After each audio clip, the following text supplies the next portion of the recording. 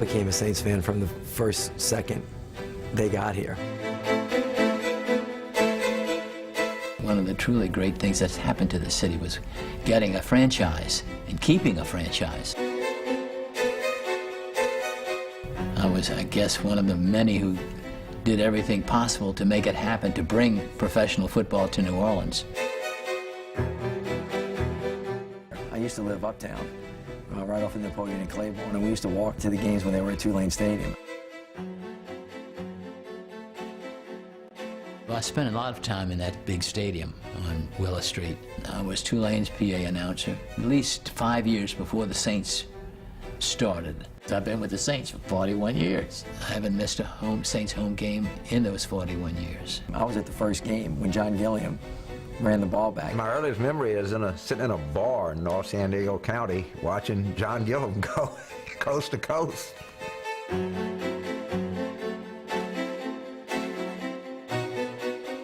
First play in history of the team was touchdown.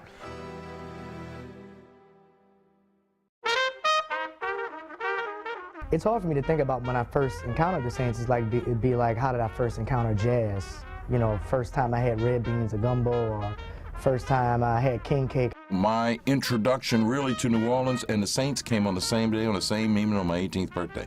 And it was like I was hooked on both of them from the beginning. They lost, but they were like, dude, that's my team.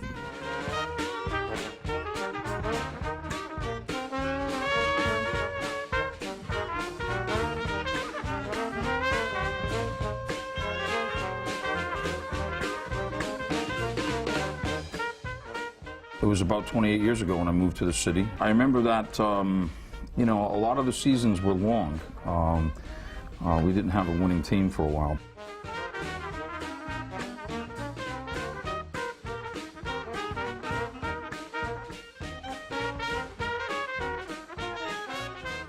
They were the team that just tries men's souls, you know. Even somebody that you love gets under your skin now and again. And that's kind of like it was with the Saints. I don't want to say it was a love-hate relationship because there was never hate involved. But there were times you loved them a little bit less because you wanted to go, come on, man, you should have made that one. I mean, I'm old and fat and I could have made that play. The team was terrible. Right? But this is what's great about the people of New Orleans. We had an unconditional love for the Saints. I mean, we live and breathe the Saints, whether they win or lose, and you know, we celebrate their losses just as much as we celebrate their victories. I think people in the Gulf Coast are just crazy football fans to begin with.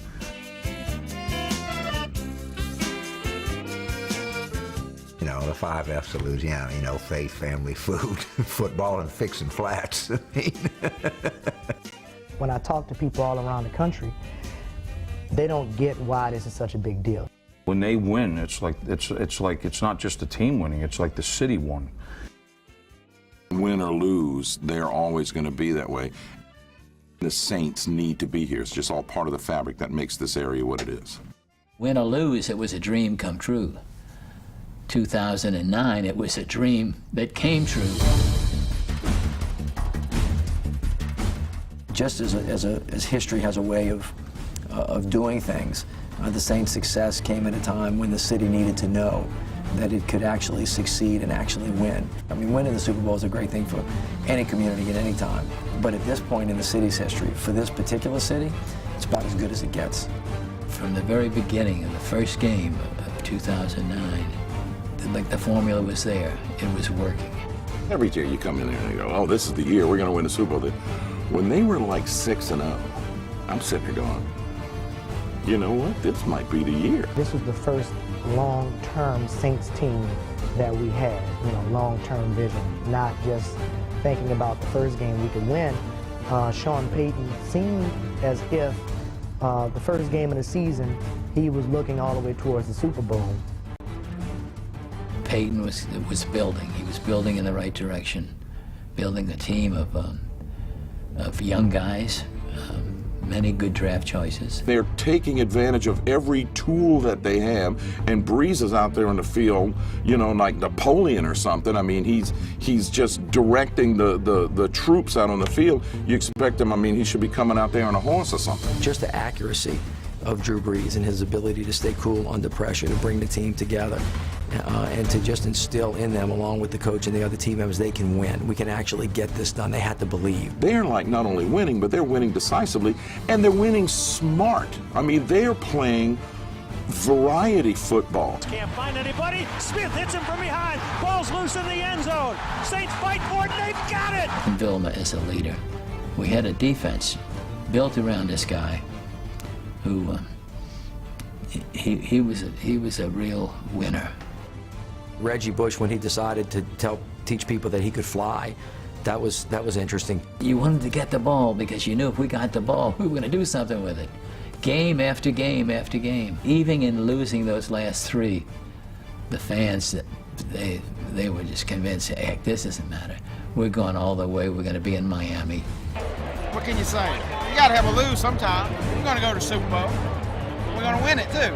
When they won the NFC Championship, we piled in a car and we drove around for 2 hours screaming and like Lulus. You could just feel the incredible sense of amazement that we actually succeeded.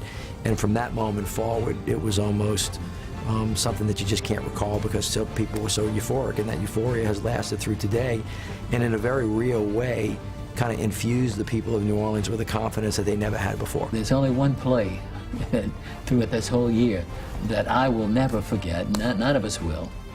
And if you just ask me for a play, and that was the onside kick in the Super Bowl. Sean was determined that he was going to pull the onside kick. And it was just an amazing statement that we're coming no matter what. And then the interception. I mean, how much more beautiful could that be? That's the one that every little kid all over America dreams about, picking off a short pass from a quarterback and running it all the way back for a touchdown to win the biggest game in the world.